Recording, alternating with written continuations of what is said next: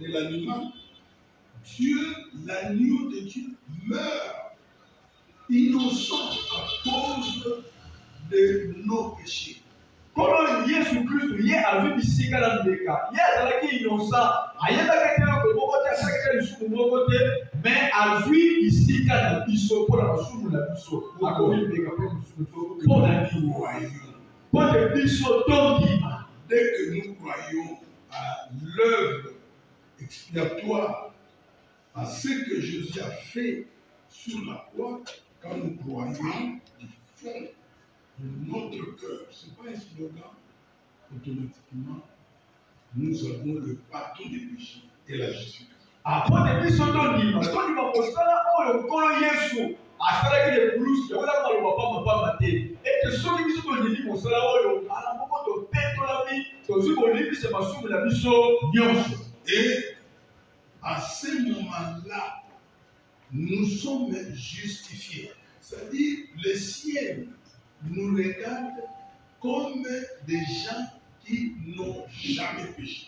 Oui, la temps où nous sommes dit, au symbole lors les côtés de la vie sur le corps de la soupe qui sous-souté, mais lors les côtés de la vie sur le corps de la bateau, le symbole, le bateau, le zanda, ma soupe, katina. Bien-aimé, Balingami. c'est ça l'histoire du Seigneur. Ah, il y a un modèle solo, il y a un bip. C'est ça la parole qui sauve l'âme. Il y a un modèle maloba oyo, ils ont dit qu'ils savent limo na moto. Il n'y en a pas une autre. Maloba mususu, ezate. Sur toute la terre, qu'on soit de quelle nation, de quelle tribu, de quelle langue, qu'on habite de quel coin de la terre, voilà le message qui sauve l'âme. Ah, biloba saleza kaka mboko, biloba oyo papa eko ya pesi biso. Ozala mutu wako, okanga mutu ya mboka Angola, onaza mutu ya Zambie, ya Zimbabwe, maloba mususu ezate, biloba saleza kaka mboko. C'est cet évangile-là qui sauve l'âme. Yango nde sango malamu oyo ezobikisa mutu. On n'a rien à jouer. Tokoki kobakisa eloko mosusu On te. n'a rien à faire pour améliorer le salut. Tozali eloko oza kosala mpo tozwa lobiko to mpo tobika eza te. Tozali eloko kosala eza te. Le salut a été accompli une fois. Lobiko ekokosamaki kaka mbala moko. Celui qui est sauvé, il sait qu'il est sauvé.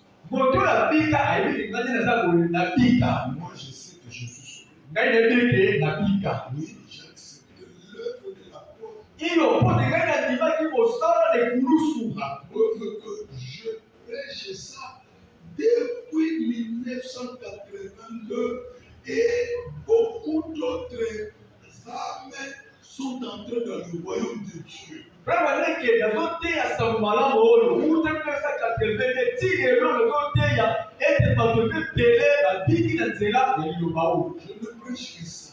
Mais il y a des gens qui ont Maintenant, quand les gens acceptent le Seigneur, tant partout, il y a des colonies. ils doivent s'assembler dans l'assemblée. Ils doivent venir dans l'église, l'assemblée de Dieu. Et c'est que la bateau a dit ça comme là, baya ko sangana na lisanga ya bana nza. Pour 4 raisons. Pour la raison bini. Première raison. Raison ni bocho. Être enseigné. L'enseignement, c'est la connaissance. C'est-à-dire connaître ce que Dieu a dit sur tel point, tel point, tel point et entrer dans la profondeur. Et raison ni bocho, c'est pour te parler la kisama. Pour te malakisi, yango ezali boyebi. Moto ozo boyebi, likambo oyo, likambo oyo. Pour te accorder la mozindo là. Et là, la foi qu'il a reçue va grandir. Et moi, je suis le continent, moto ya zwaki ekokola. Puisque la foi s'exerce en proportion des connaissances et des choses spirituelles. Quand quelqu'un connaît,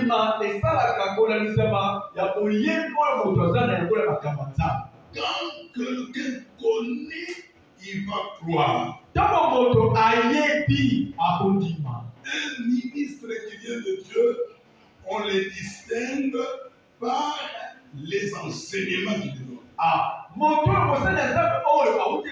Nzambe bayebaka ye na nzela malakisi oyo azali koteya. Quand il enseigne, Ntango azolakisa les gens comprennent bien Dieu. bato bazososola vraiment Nzambe. Et vous verrez, les gens commençaient encore à dire les choses de Dieu à d'autres. Okomona bato bayabi maloba wana bango mpe ya tuku na bango bawali koteya maloba oyo epa bato mosusu. L'Église est bâtie sur les enseignements du Christ. Église etongama likolo ya malakisi ya nkolo Yesu. Dans l'Église, Na kati l'église les enseignements, eyambo eloko liboso ezali malakisi. ce ne sont pas des pratiques, Yango ezali bapratike te bato bato basalaka te. ce ne sont pas des uniformes, Eza bilamba te to teli ce te. ne sont pas des chorales, Eza bakorali te. ce ne sont pas des orchestres, Eza mpe orchestre ce te. ne sont pas des théâtres, Eza mpe bateatre te. ce ne sont pas tout ce que vous voyez dans les églises,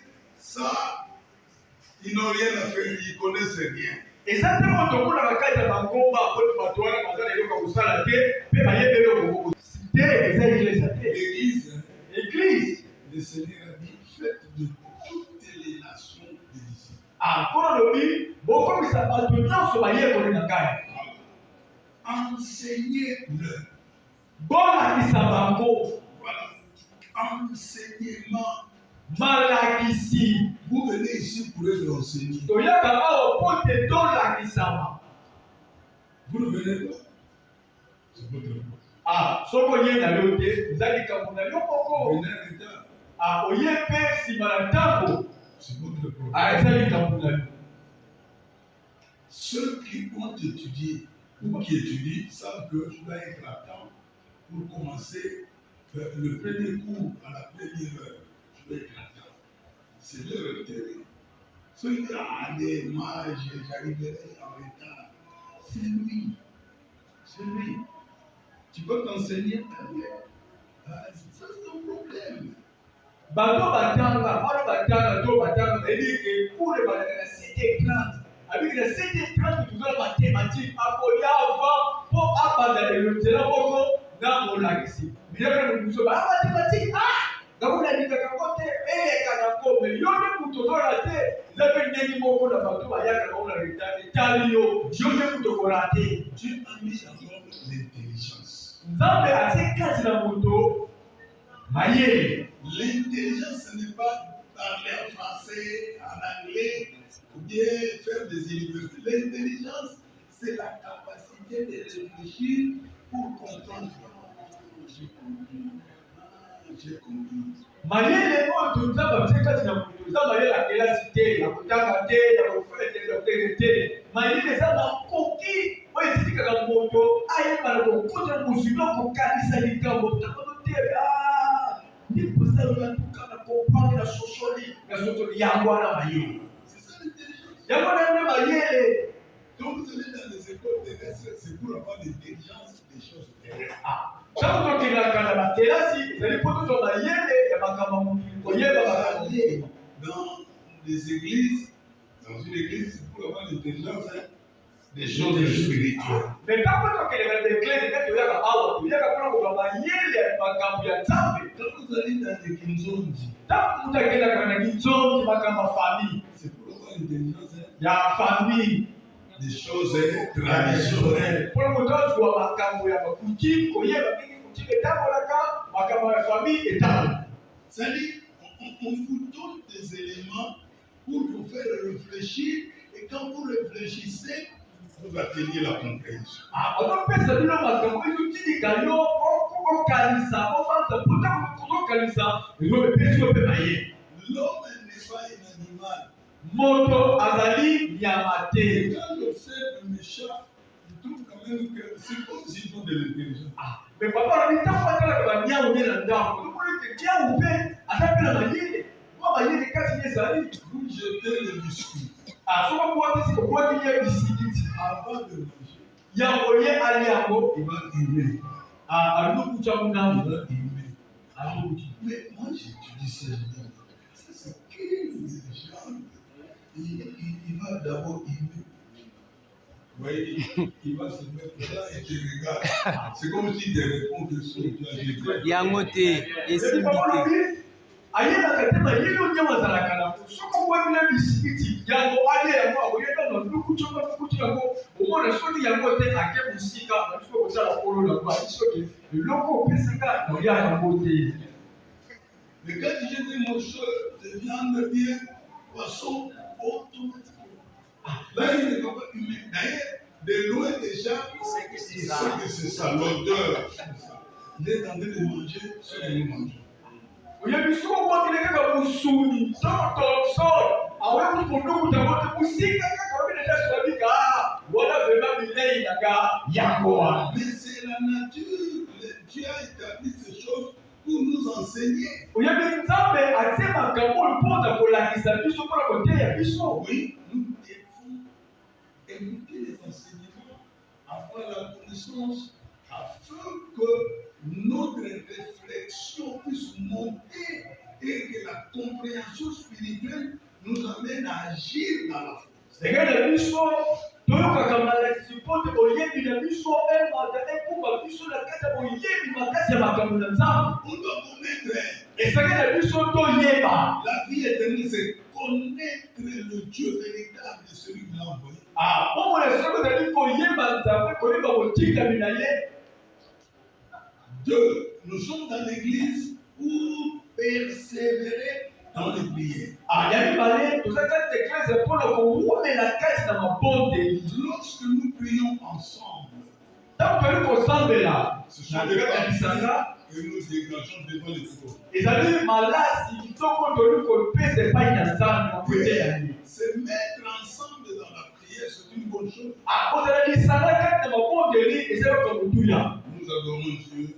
toyali kosambela nzambe. Là aussi, Dieu rémunère, Dieu paye. wana mpe ntango tozokondela bongo nzambe mpe azofutaka. C'est pour ça que nous sommes dans la salle. yango wana nde toza kati na bingomba. Toi, pour la Sainte et Sainte, ya la misato Seigneur. ezali mpona lipasi to limba nzoto ya nkolo Yesu. Voilà. Nous serons là le dimanche, on va manger, on va prendre le sang et puis manger le corps du Seigneur. tokozala wana elenga oyo ezali kolia mpona kolia elamu kolia nzoto mpe komela makila na Yesu. Pourquoi nous mangeons ça? mpona nini toliaka nzoto na Yesu? Nous buvons le sang. mpona nini tomelaka makila ya Yesu? C'est pour avoir de plus en plus la vie de Dieu, la vie éternelle. ezali mpo te toyeba kokomba kowumela kati na bomoi ya seko bomoi ya nzambe. Voilà. C'est-à-dire, quand vous mangez ça, Dieu lui-même dans son secret, il sait que j'augmente la vie, je donne la vie, je donne la... C'est ce que lui-même a dit. oyebi ntango toyali kolia elamu nzambe bisika moni na kokwelika bato bakolia elamu ngai nali kobakisa bomoi nali kobakisa makambo ya molimo nali kobakisa makambo ebele kati ya bongo nzambe ayebi bongo. Quatrièmement, mpe ya minei c'est pour la communion. ezali mpona lisanga mpona kozala lisanga bomoko kati na bolingo. Ok. La communion entre frères, entre nous, nous devons nous aimer. akozala bomoko kati na lingomba esengeli na biso tolingana. Voilà pourquoi nous sommes dans l'église. yango na nde toza kati na eglize. C'est pour ça que vous venez dans l'église. eza mpona makambo papa ndenge toyakaka kati na esika oyo. Et c'est pour ça que vous ne devez pas manquer. eza mpona ngo nde biso tokoki kozanga na lingomba te. Dieu a fait passer Moïse par la bergerie. Moïse a élevé le troupeau de son beau-père. oyebi nzambe alekisaki mose na kobokola libwele mose azali kobokola libwele ya kokilo na ye. Dieu a fait passer Pierre par le métier de pêche.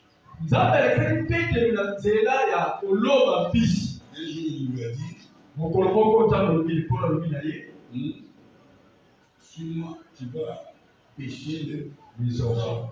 alobi na ye petelo landa ngai mwana koloba bato. Pierre avait cette intelligence. mais petelo azali na mayele wana. Comme Moïse, il levait les troupeaux. Quand il a commencé à conduire, il savait, je ne sais pas maintenant pourquoi Dieu me fait passer par là. oyebi ye alobeli kobokola libwele ntango sikoyo bapesaki mokumba ya kokamba israele abia nekombo na sosoli sikoyo mpo eliki nzambe alekisaki na nzela ya kobokola libwele. Il y a des brebis comme des agneaux têtus, il y en a qui mangent beaucoup, il y en a qui aiment taquiner, déranger les autres, mais ça fait déjà ça. Oui, il faut savoir que Bibole na bakutana na ngoro bibole oyo bapatu badelaki kutuma kasi matoi bakoki bayoka kalite babetaka baninga na bango ayebaki yango. Dieu m'a fait passer par l'enseignement. Je suis enseignant.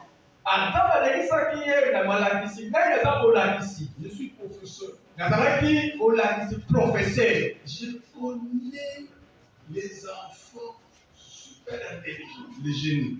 Ngai nayebi mbano ya bana mayele nayebi bango. Comme je connais des idiots, mpe nayebi bazoba les incultes, nayebi bato oyo bakomprenaka na bango basosolaka makambo te. Nayebi bango bien. Ata olakisi ye ozongi lisusu implisi aososolaka te. Quand je donne une interrogation, je suis en train de regarder la question, deux, trois questions. Quand je vois que les enfants intelligents ont répondu, les enfants intelligents ont répondu. C'est pas papier là-bas. Je connais ceux qui sont restés là. Je peux aller au bureau, je peux aller causer là-bas. Je les laisse. Je peux garder. Tout ce qui me chez vous. C'est des trichés. J'ai connu. Papa lobi tant azalaki nano molakisi soki atie interro na tableau 3 questions ayebi ke 3 questions na pesi soki kaka bato bana mayele baye kozongisa bapapier na bango oyo batikali oyo bazoba biboye ata bibile libanda ebike oyo mposi batikali oyo kosalela oyo te kosala oyo kotikali kaka masta numéro de oyo se problème ayebi bango bien. Bon, je rentre. Azongi. Mais comment il est dit? Allez, tu peux. Mais elle est coquille. C'est Messi, c'est là où le train a d'accord, ok, c'est pas le problème. Bon, là, vous voulez voter pour la caïne, nous sommes pour la caïne. Prenez pour la caïne, c'est tout de suite la caïne. Moi-même, je suis là. Je vous dis, prenez les réponses. Quand on a tenu le morceau de mon lobby, quand on a caïne, le bureau, bonjour, il y a mon acate. Mais le premier que je regarde, le premier, c'est là. Mais ceux qui m'ont dit que la côté là-bas, le tel que tu as yambo, oh, je pense que il y a le yambo, mais la tiché la caille, ça ne va pas. Gabo na msuko fongole cahier, kala réponse il y a le yambo. On était dit on va raisonner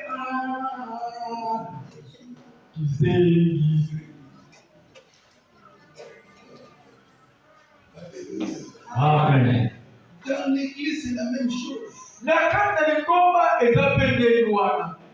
Je peux vous montrer là où c'est écrit noir sur blanc que Dieu lui-même empêche certaines personnes de comprendre. Oui, la Bible azipi makanisa bato topekisa bato basosola makambo ya nzambe te ye moko nzambe azipi mayele bato. Comme aussi Dieu, ndenge moko mpe nzambe kaka wana, comme aussi Satan, ndenge moko mpe Satana. Voyez quelqu'un dans l'église, pendant qu'on prêche, lui dort, lui cause, lui se met, il fait ceci. Mais ce n'est pas facile. Ce n'est pas facile de comprendre. Ce n'est pas facile. Je répète, ce n'est pas facile. De vraiment, vous bazoteya, vous ye ponya kitoko alamina. De fois vous bazoteya na télévision vous koti adomi mususu wana akene la simba. Papa lobi eza pétété, ya kososola. Mon Jésus Christ. Ce n'est pas l'église. Yawana est l'église pour Jésus. Ça, c'est pas l'église. Wani za église encore Yesu te. Ça, c'est l'église que nous amenons dans les rues. Parce que les païens aiment les zones. Ça, c'est l'église de la rue. Wani za église oyo. Papa lobi, maka bateya wana eza église oyo tolakisaka na libanda. Pote bapaka balingaka biloko balingaka te na banda te. Obalingaka biloko wana tutu. Wana pour bapaka. Mais tant que ça casse les combats. Dit des choses qui nécessitent la compréhension. Vous allez au senga mayele. Si vous ne comprenez pas, c'est fini pour la terre. Soko sosoli na yo te deko epukwelo. C'est fini. Ozangi yako. Pour la terre. Ozangi yako. Les gens me comprennent. Bato sosolaka. Pour ça, la maman sécurité, il faut y aller l'église à la district. Pour ça, la maman sécurité. Et c'est la foi. Et c'est le sosola. Et c'est le sosola. Je vous démontre ça dans la Bible. Na côté c'est nous sur la Bible nanga. Nous allons lire deux passages bibliques. Tokotanga la verset biblique to bikamba. Genèse chapitre 3 1 à 2, Luc 8 11 à 12. Genèse 3 1 à 2, Luc 8 11 à 12. Il disait de tous les animaux de champ que l'Éternel Dieu avait fait. Ici, quand on dit le serpent était le plus risé, non, le serpent que Dieu a créé ne peut pas manifester la ruse. Mais il y a eu l'entrée du diable dans le serpent. Nikoleke noka oyo nzambe akelaki azalaki bongo te mais ezalaki kobokoti ya satana kati na nyoka. On escroque les femmes par le voleur de sexe en utilisant quoi? La ruse. Bandeko mibali bali kokosa bilenge pasi mpo kaka mona nzoto na ye azosalela mayele mabe. Il faut essayer de faire toutes les femmes du monde aiment le bonheur plus que Jésus. Ayebi malamu ke pasi nyonso mokili balingaka baba ya mama nalingaka yo mingi oza kitoko oza kozenga. Même à du coca, même particulièrement à du coca, il faut venir oza kozenga. Wana esimbi motema na esimbi na kati na bato. Bon, en l'église, dans la société, c'est l'unimaté. Moi, c'est le coco. Azalaka. Mon nègre, le vin nous a été à cause. Parce que l'objet le coup de la souna, Alekino. Yabaleka phrase wana kaka oza kotenga. En cause de la c'est ça la ruse. Avant le bandit, on peut monter dans le Elemba. Pour monter dans les armes, on baisse sur la safre. Faut que ça nous l'aide. Parce que dans la côte, ça demande la vie. On dit la pété. Kadiamoko. Ça le côté. Kadiamoko. Ça le côté. Si on a vu que l'homme s'était au bout parce qu'il t'a eu. A vu nous. Aïe, au taou n'a Tu as couché avec lui, c'est fini. Lui, c'est ce qu'il dit. Lui, n'aime, c'est-à-dire, moi je veux dire, Olinga solo. Pokaka, aleka. L'homme n'a pas eu un lobby, dans la basse, nous sommes à l'église. Banibali anaambia kwa sana église baye Bwana azalaka pete au final na pasteur baba solo là tika Bwana yeba tika bisho fungwama tika nazoloba na ndenge ezali soko fille ozali azomona mibali bazolingalinga yo na église ou même na quartier elongoloba eza te koza kitoko elongoloba to chance elongoloba kaka ke oza mpete bayoki basango na yo bayoki sango na même yo bamama ozali awa oza mwasi ya libala somoka bashene bayaka balukusanaka seke bayoki sango mama wiwi wiwi kinga ndikutu azwa azwaka ye bakendaki mpe teri mosimba motu ya lokola motu adefisa bato bayokisa biloko epa bato abongeli ebele sikotunaka yozala na quartier neuf oyebi te oyebi te osalanga moko kenda omudi yango azongisaka bakenya ya bien esi ya solo mwana azolobisa mwana mwasi ndenge nazoteya tango bana baza na kokaya na baza mayele azoyoka sanga tu de diligence wana mpe kosenga mayele tout c'est l'intelligence nyonso kosenga mayele tu n'es pas intelligent soko oza mayele te odécouvrir que ma fille mobile ezoluka kongisa vi na yo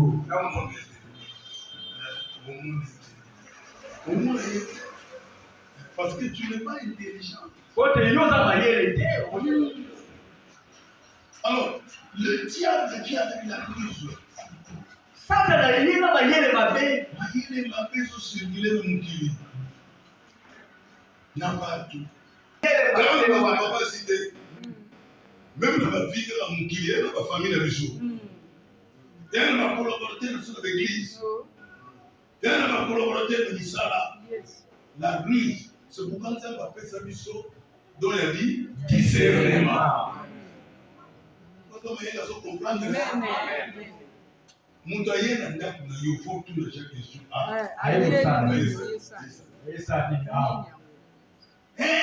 makutu bayeke mama nyamnya eza na likambo oyo ayeli yana pamba te tu comprends la courtoisie koboma bato ebele nakinde nakinyamia nakitiatia nyamia mera yeko oyoki aye comme na monde na bango babilia mwana na yo tolia koko na yo ayeli comme yo sikoma yeleza te olobake mama tosambe rien. Beaucoup de gens ne comprennent pas les choses. La femme devait se dire comment, depuis que je suis ici, je n'ai jamais vu un animal parler. Comment ce serpent parle? Mais moi, ça veut dire que depuis la zawa,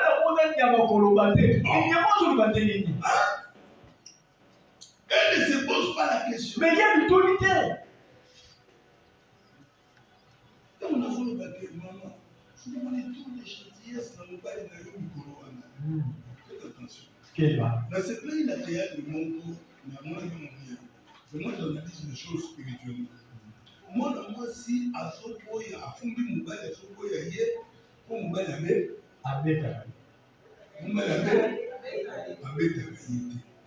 Et c'est la seule qui a encore l'état. Il y a pas de cas.